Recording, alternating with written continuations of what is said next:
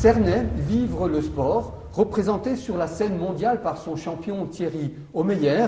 Notre ville a vibré cet été au rythme des exploits de l'équipe de France de hand au JO de Londres. Au-delà du hand, Cernay propose chaque année de nombreuses manifestations sportives. La Fédération des associations de Cernay, en collaboration avec les offices des sports et loisirs de Tannes et d'Aspac-le-Haut, ont organisé comme chaque année les mercredis des neiges.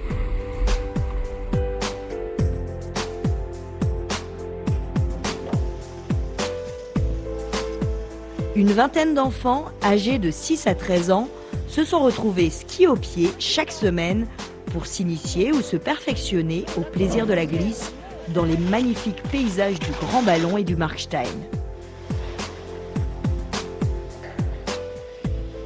Ces cours ont débouché sur des épreuves pratiques permettant aux jeunes skieurs d'obtenir leur premier diplôme. Vous avez tous progressé d'une manière exemplaire, mais je pense que tout le monde a réussi à progresser et à assimiler les 10 jours de ski qu'on a passés ensemble.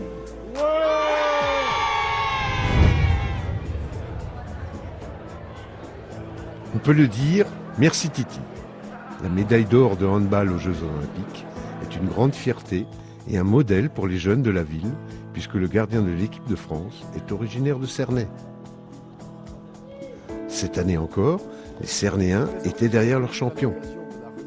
Avec une première visite en mai, Thierry Omeyer a reçu la médaille de la Légion d'honneur. C'est pourquoi je voudrais en mon nom et celui de la municipalité le remercier pour ce parcours exceptionnel, pour les moments d'émotion qu'il nous a fait vivre et pour son sens profond du partage.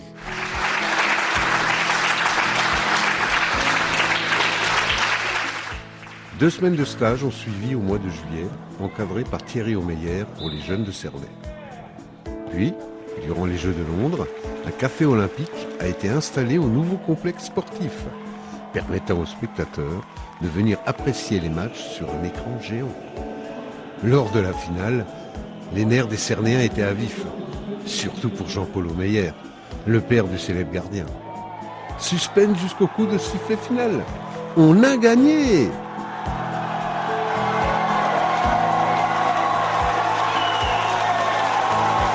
Ben voilà, je suis tout à fait heureux que la grande famille de Cernay soit venue participer à cette fête absolument formidable.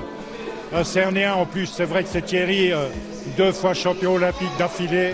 Il a tout gagné, il a fait des matchs extraordinaires. L'équipe de France a été à la hauteur de ce qu'elle disait qu'elle serait. Et vivre ça ici à Cernay, avec les habitants de Cernay, avec la famille du hand, avec la famille proche de Thierry, c'est quelque chose de magnifique. À peine rentré de Londres, Thierry est venu rencontrer ses fans dans sa ville natale, accompagné de sa précieuse médaille d'or. Son palmarès hors norme prouve que tout est possible à Cernay. Je tenais à venir partager cette médaille d'or olympique ici avec vous.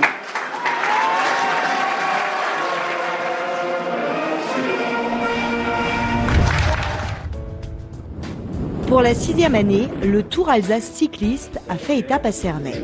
Le Tour Alsace, c'est la promotion de la région, des entreprises et du tourisme et des produits locaux. Pari tenu pour les organisateurs, puisque la foule fut nombreuse ce 28 juillet pour une étape contre la montre. Le Tour Alsace est une course internationale en 6 étapes qui voit s'affronter les meilleures équipes mondiales. Les équipes qui s'alignent sont de plus en plus professionnelles et je crois qu'il deviendra important d'avoir une organisation très professionnelle et pointue pour pouvoir encore être en capacité de les accueillir sur les années à venir, ce que nous essayons de faire avec beaucoup de volontarisme. Placée sous le parrainage de Paul Belmondo, le fils du célèbre comédien, la Cité des Cigognes a une nouvelle fois fait briller les vélos de mille feux et les coureurs étaient ravis de cette course contre la montre dans la campagne alsacienne. Bah voilà, je passais une bonne journée aujourd'hui sur le Tour d'Alsace et voilà, donc belle épreuve contre la montre et belle épreuve de montagne ce matin. Donc c'était une très bonne journée et maintenant un bon repas. Avec beaucoup de plaisir et beaucoup d'émotion aussi, que nous nous retrouvons ici au stade de football qui fut si cher à Joachim Dacroze. Après la disparition de l'un de ses membres les plus actifs, le stade franco-portugais rue Sandoz a été rebaptisé en 2012 Stade de football Joaquim da Cruz. Une cérémonie avec beaucoup d'émotion où la veuve de Joachim était entourée de nombreux amis.